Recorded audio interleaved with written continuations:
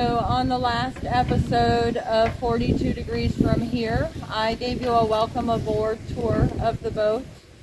I did focus mostly on the creature comforts, it appears. So today I'm going to take you aboard and I'm going to show you what else we're working with here. All the things that make it go, all the things that make it stop, and all of the bells and whistles.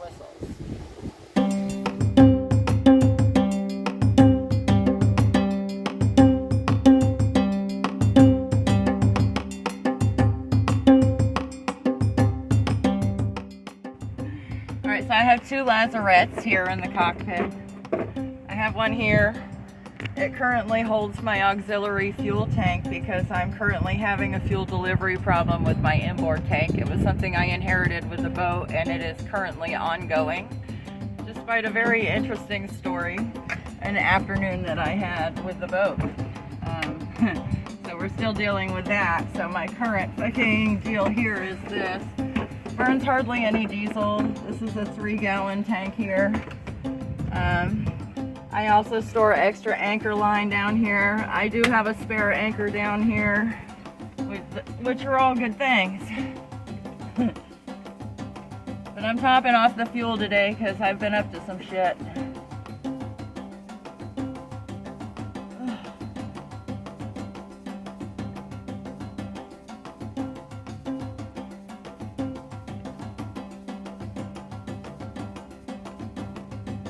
Really interesting.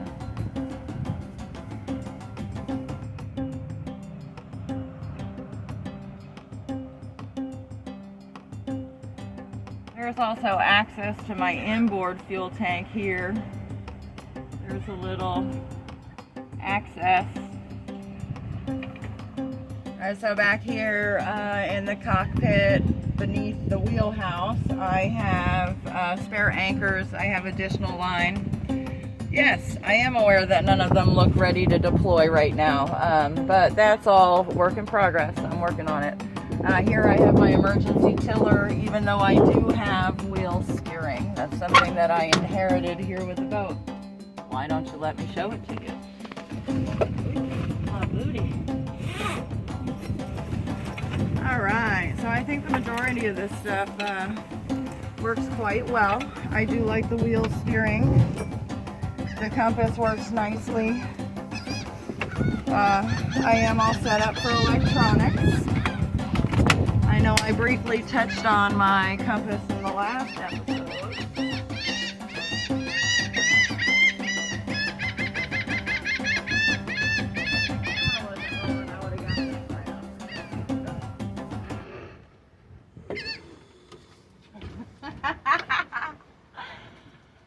What in the goddamn hell? So yeah, I inherited a Garmin with the boat. Turns out my charts are pretty old and not very accurate. I learned that. Charts told me I was in 9 foot of water. GPS and my depth finder told me I was in 2.5. I need 3.5 under the boat. So that was fun.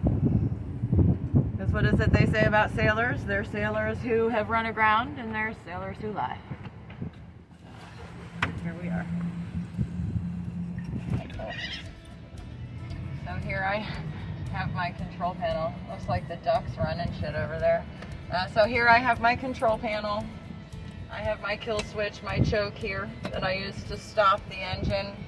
I have a series of bells and whistles that happen here, including my glow plugs. The majority of the shit here I know nothing about. I know that I can turn the key. I know I can start the motor.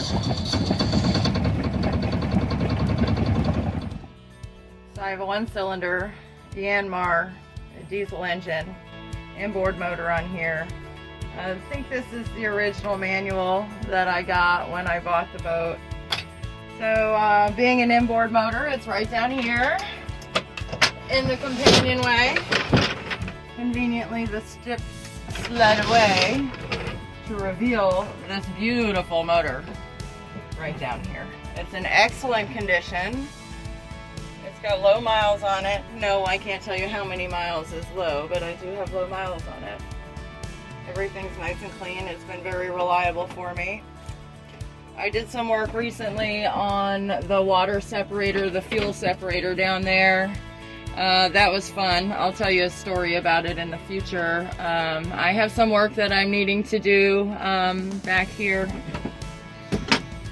So this is where my inboard fuel is supposed to be hooked up to the fuel separator, but I'm having a delivery system back there. So right now I've got my auxiliary fuel tank coming. I showed that to you earlier, to the fuel separator. Everything works great. Everything really does.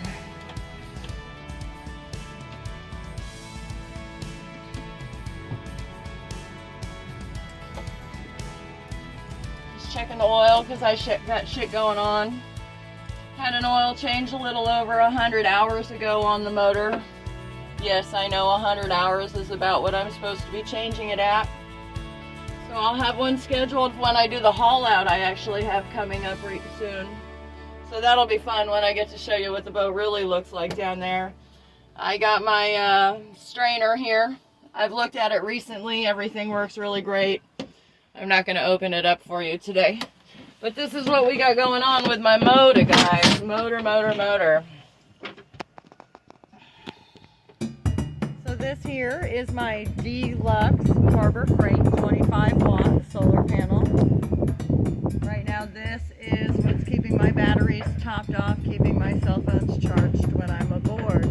I do have some friends in the solar business, and I have been fortunate enough to receive a couple 230-watt solar panels, which I do plan to install as a bimini. I'm going to create a structure and mount them above the helm in the stern of the boat so that I can have a little bit more power to work with. So go ahead and take a look at the top of that bimini, because soon that's going to be my permanent shade spot.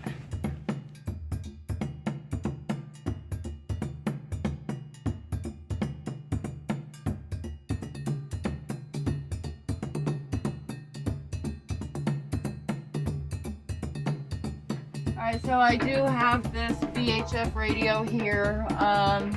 I think it mostly works. It keeps telling me that the battery is low, especially when I do try and use the mic and hear the responding transmission, whether it be from a bridge or anyone else that I've tried to contact.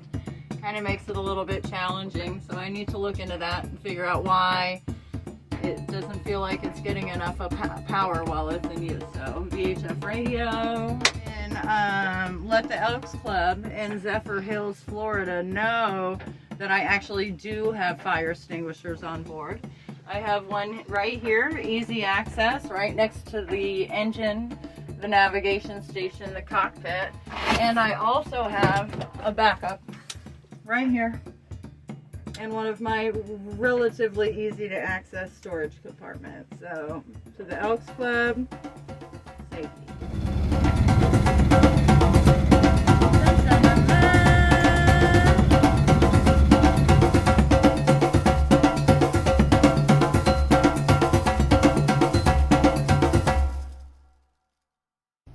There are many different ways you can support me on this journey. You can subscribe to my YouTube channel. A quick like or a comment or even a share goes a long way.